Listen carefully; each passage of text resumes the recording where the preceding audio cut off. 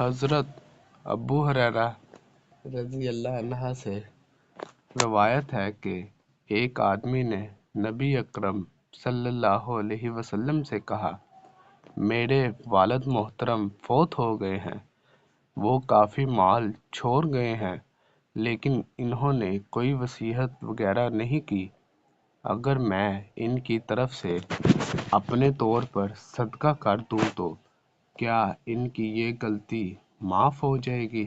آپ نے فرمایا، ہاں۔ حضرت عمر رضی اللہ عنہ بیان کرتے ہیں کہ رسول اللہ صلی اللہ علیہ وسلم نے حفصہ کو طلاق دے دی تھی، پھر آپ نے رجوع فرما لیا تھا۔